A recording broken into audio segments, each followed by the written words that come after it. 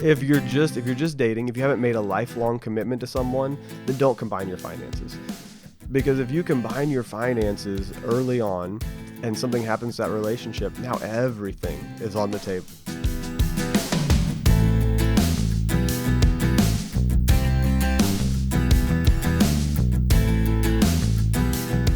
Welcome to Getting Money Right, everyone. My name is Leo Sabo, and with me is David Thompson. And on today's episode, we're going to answer some of the common questions that we receive, both from the people that we coach, but also from you, the listener. Yeah, this is fun for me. Just having produced our first 13 or 14 episodes so far, Leo, I've gotten a ton of questions from friends, from coworkers. I was actually officiating a wedding, and the bride-to-be, she told me that she listens to our podcast and loves it. And so it was really neat. I was excited, and I was thinking, hey, what are the people that are asking us questions, and we're talking with one-on-one, and we're meeting with? A lot of those same questions apply to our listening audience as a whole, so why not share that? And so as we've gotten more feedback and more questions, it made us think, hey, let's write out some of these questions and answer them for the audience. So that's what we're here to do for you today, and we are excited to share some of these questions and answers. And if you guys do have questions, you could always post those questions. You can go to leosabo.com and hit the contact button and write your question in there, shoot it to me, and we'll include it in a future episode. We'd love to answer your questions. Yeah. That'd be great. And you can always find me on LinkedIn at David Thompson in Texas. So I guess I need a cool website like leosabo.com. So, all right, Leo, first question here. One of the things that I hear all the time is what's going on in the news, what's happening in politics, what's going on in the global economy and in the national economy. And so, Leo, how does the overall economy affect my personal finances? Yeah, it's a great question because it really does. I mean, we are a global economy.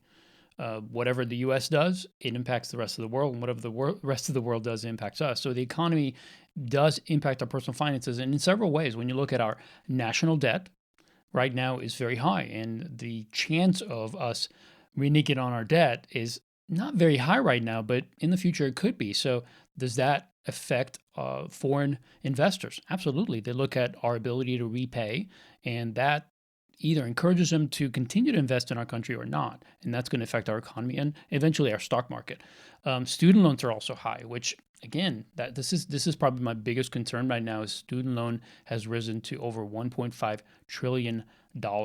It's actually higher than credit card debt. So it's really a problem because it slows down the contribution of young people that are coming out of college. They can't just jump into the workforce. And if they do, when they have this massive debt that they need to cover, sometimes they stay at home longer, which means they may not purchase a home. They may not get married. They may not buy the things that would normally be the natural thing that people would do as soon as they start living their own adult life. They start making an income and they start contributing to the economy. And let's face it, our economy is driven in large part by people spending money, by buying the products that are produced and spending money. Also, inflation. The economy is going to be affected by inflation. This is going to hurt the buying power, which means that you have to pay more for the goods and services that you're paying today. Consumer confidence affects how much people spend, right? If they feel the economy is strong, they'll spend. Well, they're more likely to say if they feel like the economy is about to weaken. Another factor of the economy is oil prices. It affects everything, not just the gas at the pump. High oil prices drive job creation, but also increase cost of manufacturing and travel costs. Low oil prices benefit manufacturing through lower costs, but also affects jobs. We saw a reduction in oil and gas jobs over the last few years as oil has dropped. Well, and we experienced that here in Texas. And when the oil and gas price dropped from $100 a barrel to $40 a barrel within a year, and it's gone back up. Now, I think it hovers around 65-ish.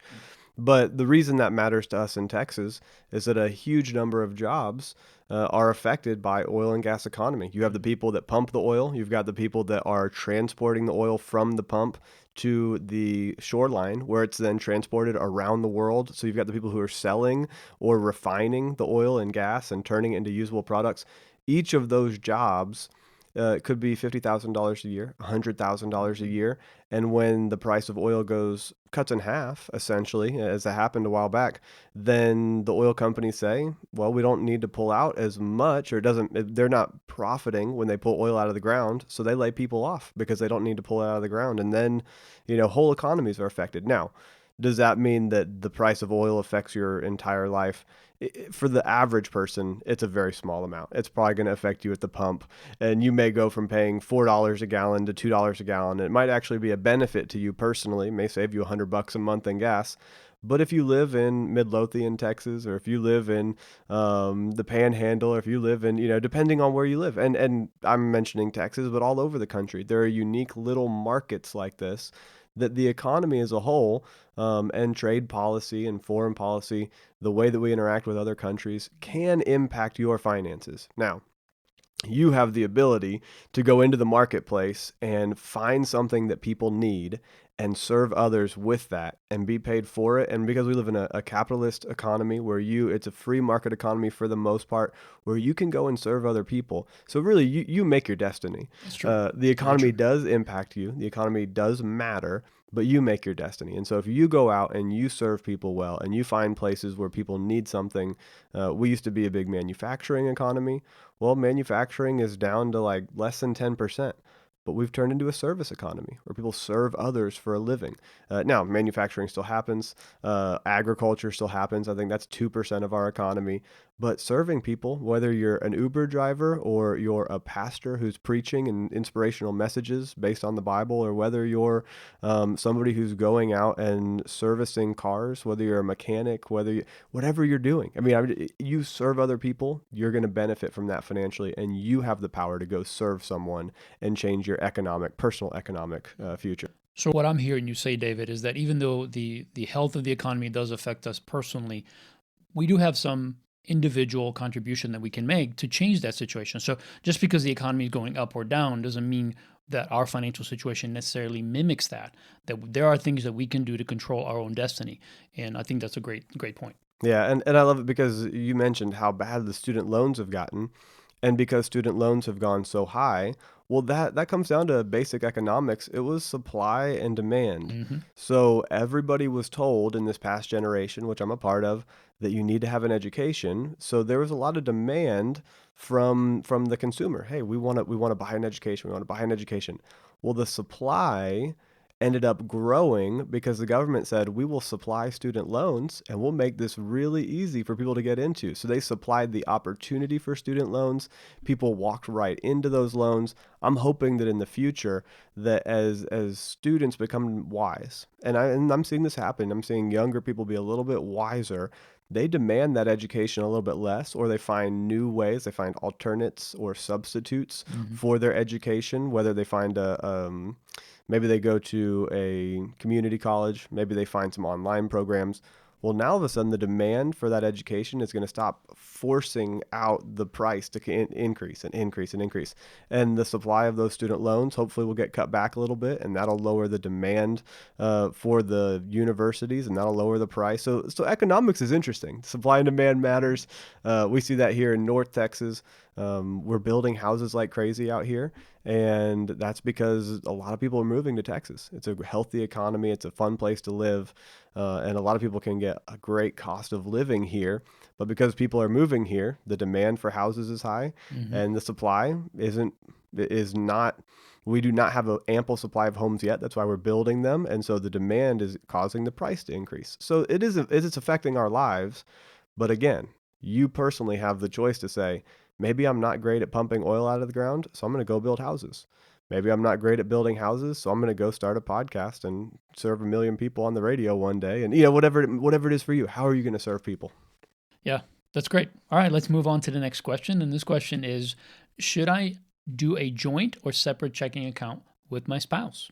Yeah, I just did a pre-marriage and money class a couple weeks ago with my wife Ashley, and it was a ton of fun. And this is something that comes up every time you have people that are joining their finances for the first time, and they're saying, "Look, we've always managed it separately on our own. It's worked in the past. Now that we're married, should it be any different?" Yeah, what does that matter? Well, if you're married, my answer is definitely yes. You need to have joint accounts. You need to bring that. If you are dating, then definitely no. If you're just dating, if you haven't made a lifelong commitment to someone, then don't combine your finances. I agree with that. Because if you combine your finances early on and something happens to that relationship, now everything is on the table. I mean, they might initially say bad things about you, but now they can take money right out of your account. And so you want to be prepared. When you're married, though, it's a matter of two people becoming one person. And so now you are one person, and so you should have great communication on your finances. So some of the benefits of combining: one, there's no temptation to hide the money from your spouse. And that's a huge temptation. Transparency is absolutely important in marriage. Yeah, and there's always going to be one spouse that has a little bit more of a need or desire to save and to put money away. And there's always going to be one spouse that is going to be just a little bit the opposite of that, and they're always spending a little bit more, or they're using that money for different things that they really enjoy, and that's okay. It's okay to have that balance. But if you have two separate accounts, now you have one person who's hiding money away, the other person who's spending a ton of money, and then there's conflict. Well, how come you won't share this? How come you won't share that? But if it's all in one place, then it forces open communication early. And I know it might even feel uncomfortable sometimes, but that discomfort allows you to have a conversation. And if you don't communicate over, oh, well, this feels uncomfortable to me, then you miss important opportunities to catch things while they're small. If it's all in one account and one person sees something they don't like, they can address it right then and there. So it helps you not to hide money from each other. It keeps the communication open so you catch financial issues early. And two heads are better than one. Having your spouse be able to see your balance together helps you to not run into trouble. They will see things that are happening in the account that you might miss. You can easily pay all the bills from one location. Again, these are all the benefits of having joint accounts. You pay all the bills from one location. It's easier to plan. You can do a lot of automatic expenses together from that one account. And both spouses have access to the accounts in case something happens to one person. This happened a couple months ago, oh, maybe 6 months ago now, where I was working with somebody who their spouse tragically passed away unexpectedly, and their name wasn't on the account. Mm. And so now the bank won't let them have access to the account because the account's in the spouse's name, and the spouse has passed away. So now this person can no longer go to the bank and say, that's my money. The bank has to actually wait until they get a death certificate. They have to see other legal paperwork. And it was a huge hassle because they didn't have a joint account. And so just be aware, if your name isn't on the account, that could be a major problem, especially if the other person's in another country and unable to get access to communication for a while. I mean, just who knows what it could be, but any number of things. And then, the most important thing about this to me is just unity. This needs to be our money Hmm. that we spend together. It's based on a plan that we created, and together we're going to manage our finances. These words I'm using, our, we, together, these are things that we need to do. If you're married, you need to recognize that unity is so key to everything that you're doing, not just in your finances, but your finances are going to be a key indicator. Where you're putting your money, that is an indicator of what's important to you as a couple. And so you need to have unity in where the money goes, because that really shows where the heart is. I agree. I think unity is really the biggest thing. It's bringing the couple together. Finances can be volatile already, just because of sometimes the lack of it and just financial challenges. Why allow just the lack of having a good plan that pulls all your resources together to divide you up? There's been people that I've counseled in the past that have had separate accounts, and usually what would happen is the person who made more money would pay a certain amount of bills that were higher, like the mortgage payment and the taxes and things like that. And just dividing it up creates this, is this fair? Like, I'm paying more than she is, or he's paying less than I am. And it just becomes more of a hassle than it needs to be. And I just think that when couples come together, they just accomplish more together.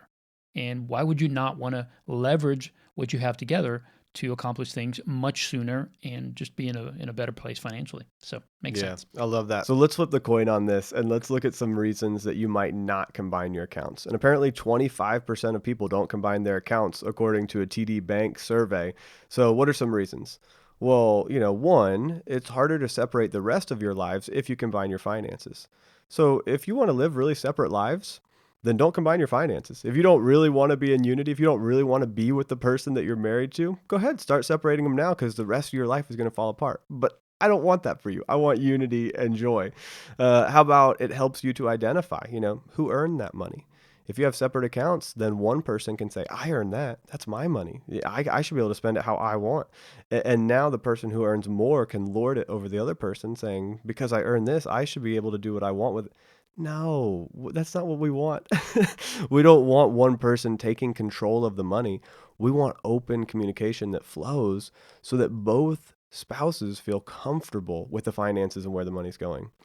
Now, here is the one time that, all jokes aside, it really makes sense to have separate accounts. If you're dealing with somebody who is an addict, if your spouse has fallen into some clinically diagnosed behavior that they can't control, that's serious. It's time to bring in professional help. So now, if you personally diagnose your spouse with, just being a crazy spender, that doesn't apply. But if clinically a doctor says your spouse has this problem, and that could be a gambling problem, gambling addicts cannot, should not have access to the account, whether they want it, whether they say they need it. They should just be portioned out enough cash for meals and gas. Their online access should be shut down. This goes for people who are addicted to pornography, to alcohol, to substance abuse, anything where they're abusing substances, drugs, anything. These are the things that if somebody is truly clinically diagnosed with an addiction or maybe even something like a bipolar disorder, this would be a manic depressive bipolar disorder where somebody has huge swings where they go up on huge highs and they spend money because they want to feel wonderful and life is great. And then the next day they're in this huge low and now they're spending money to ease the pain or because they don't want to feel life anymore. And these are real things Hmm. and this is real world. And if you've run into this, then the solution is to go to a professional. Not for you to just try to take control of the money, but for you to go to a professional, get real help. And if it's clinically diagnosed, then it's okay to close down some of those accounts and just have one person managing the finances. So, Leo, closing up that chapter, I've heard about good debt. Leo, can you tell me a little bit about what that is? That's a question we get a lot, don't we, David? There is such a thing as good debt and bad debt, according to some. However, debt is debt, so we can really talk about this probably for about 30 to 40 minutes, I'm sure. But I'm going to try to give you a very quick answer. First of all, debt is considered good when you're able to borrow or leverage money from a lender, such as a bank, to purchase an asset that has potential to produce a profit, either through a regular income or growth in equity, increasing the value. Such as when you have a business, you invest a certain amount of money to start that business, and that investment, that money plus the bank being able to lend you some money so that you can grow that business, then that of course can create a business that can make a lot of profit. Same thing with real estate. You can put down 20, 30, 40% on a property and the bank can lend you the difference and you can make money. So that's considered good debt. Now, to some, they don't think that any debt is good. And I understand that perspective. I personally don't share it. I think leveraging the bank's money is a good idea sometimes. Okay. But there's a difference between assets and liabilities. And this is where the distinction is made. Assets put money into your pocket, whereas liabilities take money out of your pocket. I think that's the difference that I hope our listeners will hear when it comes to debt. Having credit card debt that you're buying things that depreciate as soon as you walk out the door, as soon as you walk out of the store, whether it's clothing, shoes, a new purse, whatever it is, those things do not hold their value. So when you're buying and borrowing, really, when you're borrowing to buy those things, then that's considered bad debt because as soon as you buy it, you would never be able to sell it to make up the difference. And if you can't pay it, now you add interest to it, and it just got really bad very quickly. Yeah. So, And I've seen people, walk into this saying, oh, well, this is good debt. Having a house is good debt. So I should always go out and buy a house instead of rent. And I think that's a little bit naive. There can be places where debt serves you, but as a whole, it's all in relation to your entire financial picture. And so if you have the emergency fund and if you don't have any other consumer debt, then maybe owning a home is a great investment. Maybe it is a good thing for your life. But if you have other debt that you can hardly control and then you go buy a house saying, "Oh, that's good debt because the asset goes up in value and I'm leveraging the bank's money and I'm going to use other people's money, OPM, OPM. That's how we're going to get rich."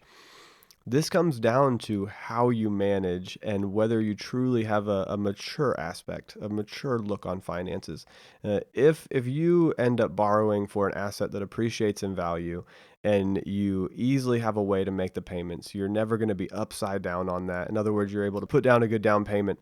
Then there can be some healthy levels of risk. But anytime you bring debt into the equation, you're adding risk into the equation, and you need to be aware of that. So good debt versus bad debt. I think sometimes people get really excited about, oh, I'm using good debt. And when I look at what they're actually doing, I think, oh, this is a terrible choice. And the person just didn't have the maturity to do the research and the time to dig into the finances and see, does this really make sense for me? I think the bottom line is that this good debt, bad debt, and whether you should get into debt or not is really an individual choice. But there's wisdom that you can gain by looking at not borrowing for depreciating assets, buying liabilities. So as long as borrowing is to buy assets, it's certainly better than buying liabilities. However, using too much leverage, right? Constantly buying as much as you can and leveraging as much of the bank's money is also not wise because we talked about the economy. It's going to affect real estate. It's going to affect so many different things. So if you invest in real estate with little money down and you've got all these properties and all of a sudden the economy tanks and your properties are not worth half what they were worth a few months ago, a year ago, and you can't rent them out because the jobs went away, now that great investment that was making you thousands of dollars per month is now a cash drain. And you're going to lose everything. So this is where borrowing becomes foolish. So it is important that you buy assets, but it's also important not to accept debt as a way of lifestyle. I just don't think it's a good idea long term. Yeah, absolutely. And I think this ties in perfectly to our very first question, does the economy as a whole affect my personal finances? And this is what happened, exactly what you're explaining, all the way up to 2007, 2008 is the economy was growing, people were buying homes. And as they bought homes, they were using debt to do it. If you go back to the 40s, 50s, 60s, the banks were extremely conservative and they wouldn't lend but a fraction of the amount, and you had to have a great income, a solid career for them to lend out anything to you. Well, as they would begin to lend to people, people would buy a little bit bigger house because, oh, I don't need to have all the money today, I can borrow some of it. So they'd buy a bigger house and they would borrow a little bit more, and then that would raise the price of the other homes in the area because people would be willing to spend more because they had access to the debt. Mm. And so as people got access to more debt, they bought bigger homes, which improved the economy as a whole. More money was going into the economy. But eventually, you see it in the 80s and into the 90s and the early 2000s, people were borrowing so much on those homes. Mm-hmm. And the banks stopped having such strict lending standards so that they were lending to people that maybe had only had a job for a year or were saying they had a job with a high income, but actually their job had very low income. And the banks weren't being very strict. On top of that, people were getting greedy for a bigger home because, well, Leo, homes always go up in value. So I never need to worry. I remember when equity line of credit, if you refinance or got an equity line of credit, you can get up to 120% of the value of your home. Oh, So they were almost guaranteeing or hoping anyway that the property value was going to increase in the next couple of years. And they were willing to let you go beyond 20% beyond what your house was worth today. They were willing to lend to people. And again, it's just foolish. yes. I think it's Yes. nobody has a crystal ball. Nobody knows the future. Yes. So it's a good idea to leverage debt, but you have to make sure you do it wisely. And again, I just want to reiterate the fact that it should not be a lifestyle and a long-term goal. Yeah. Yeah. At some point in your life, you want to get completely out of debt, have a bunch of assets that are producing a cash flow and income for you to live on when you can no longer work or if you want to retire. You should not be leveraged with debt at that point in your life. Yeah, and my personal philosophy, just like what you're saying, Leo, is that over time you have a plan to remove all the debt from your life, Hmm. because when you're in debt, you have an obligation to pay. You have basically signed away your future to make payments on this debt. And so that means that you are dictating today what your future is going to look like. And I would rather you have that full future opened up completely where you can go enjoy your life. And so my wife and I, we don't have any debt on our cars, any debt, any credit card debt, any loans outstanding except for our home, because we were able to put down a good sized down payment and not have to worry about the the idea that the market might go down again. So I was just talking. You go through the 80s, 90s, 2000s. People are buying, they're buying, and then all of a sudden 2008 happens because people stopped being able to afford their mortgages. A few people defaulted, a few more people defaulted. There were these mortgage-backed securities, these investments that were based on mortgages that were poorly written.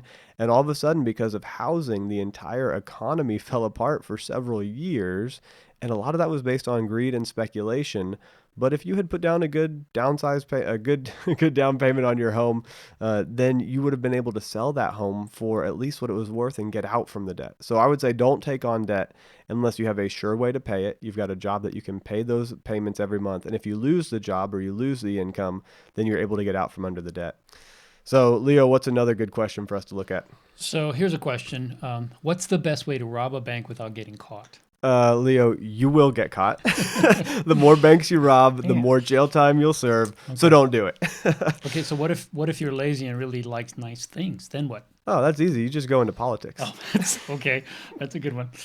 All right. Well, if you enjoyed this episode, please go back and rate it, share it, review it, help other people find the podcast, subscribe, and then share it on your favorite social media outlet. We thank you for joining us for this episode. And what we're going to be doing next week is answering a few more of these questions. We'll have a few more of these shows sprinkled in where we just go through some of those common questions. Please go to leosabo.com and ask some more questions, put them in the comments, or just submit a comment onto the website. And with that, we look forward to having you join us next time. So together, we can keep getting money right.